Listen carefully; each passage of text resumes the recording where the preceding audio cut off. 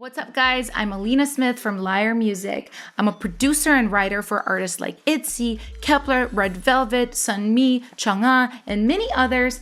And today, I'm gonna be spilling the true tea on what it's like to be a K-pop songwriter. So I've had this idea for a while because I feel like there's a bit of a disconnect between what K-pop fans think writing K-pop is and what it actually is. So I asked K-pop fans on Instagram to submit their questions to me about different things involving my job. So let's go ahead and look through all of these questions.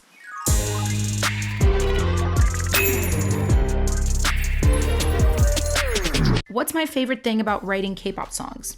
So there's definitely a few favorite things for me, which is why I do this. I think the first and the most obvious is just the music itself. I feel like pop music in America has really changed from the time I was a fan of pop music here. No shade, like I still like a lot of the artists here, but I grew up during the era of Britney Spears and Christina Aguilera and Michael Jackson, Alicia Keys, Usher, like that 2000s music. So that is what I love. And I feel like K-pop is a better medium to express that type of music that I just don't know how to describe. It has a lot of energy. The thing about writing Western music, you almost never will get a cut, a song recorded by an artist just by writing a song and submitting it to them. Like I've almost never had that happen. Most Western artists want to be in the room writing with you. They want to be involved somehow. So a lot of songwriters don't really mind that. For me, it's tough. I'm one of those writers that treats every song I write as if I'm the artist until it goes to an artist, right? So in a lot of the times when I've written with artists, not everybody, not shading anybody, I've just kind of felt like I don't really get a say. Like I'm just this thing to help them like express themselves. But after years of doing that, I started feeling like really depressed. And in K-pop, we really are allowed to do whatever we want, and good songs always find homes. Like Sweet Juice, we just did our thing on that song. Like we didn't hold back. We did what we wanted, how we wanted. And I can tell that fans really love that song and they love the way Purple Kiss performed it. And I love their version as well. But I think the song itself has such a like artistic integrity. It really translates all the way to the Purple Kiss version. How long does it usually take to write a song? It really depends. So usually the way professional songwriting works, it's never written by one person. The reason is there's a lot of jobs involved in creating one song, right? So there's the top lining. A lot of you guys ask me, what is top lining? Top lining is just another word for songwriting. It means specifically writing a song over a track. So there's top lining, there's also track production. For me, it's a little bit different because I was not successful in my career for so long, like a decade. It allowed me to become a producer, a track person, a top liner, a vocalist. So there's a lot of things I can do myself just to create a demo. So if I do something by myself, I would imagine the time is between 10 hours to 40 hours, depending on how involved it is. But also sometimes you just kind of channel songs, and I've written things in an hour, just top line wise, or I've produced a track in just 3 hours and I really love the way it turned out and it ended up coming out just like that. I'm gonna be fancy and answer this question in two ways. So my favorite song I wrote as far as what it did for my career is Mafia in the Morning.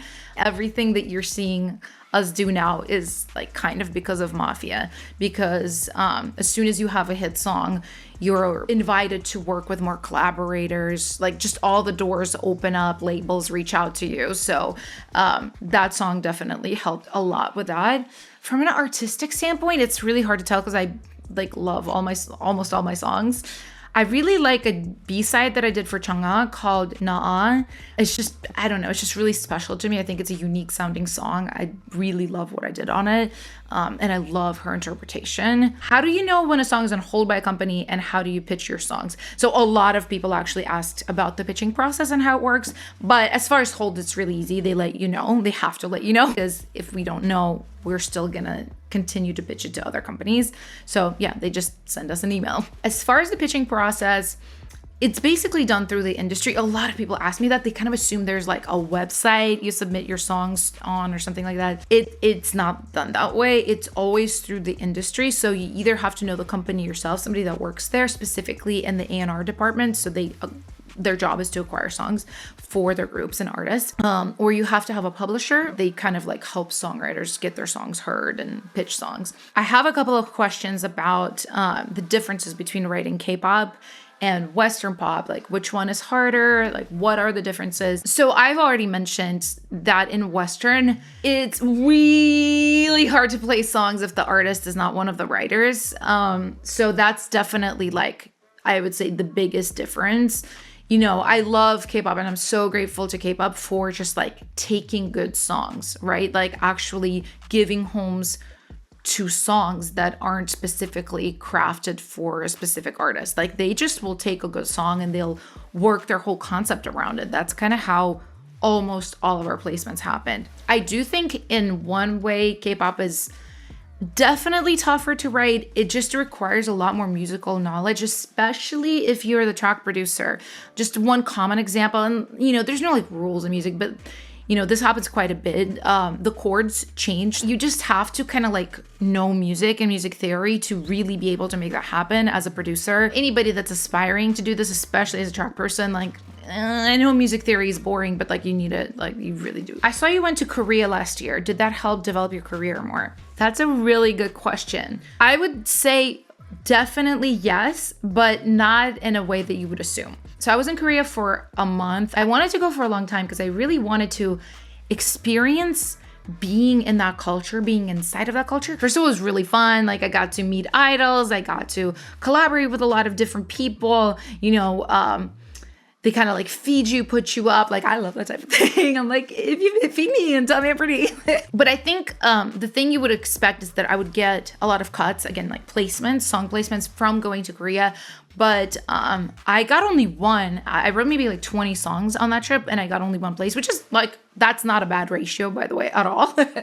And also it doesn't mean that the others won't get placed. Sometimes songs get placed like 3 years later. But I felt like the thing that benefited my career the most were just the in-person relationships that I created with people there that work for companies, other songwriters, producers.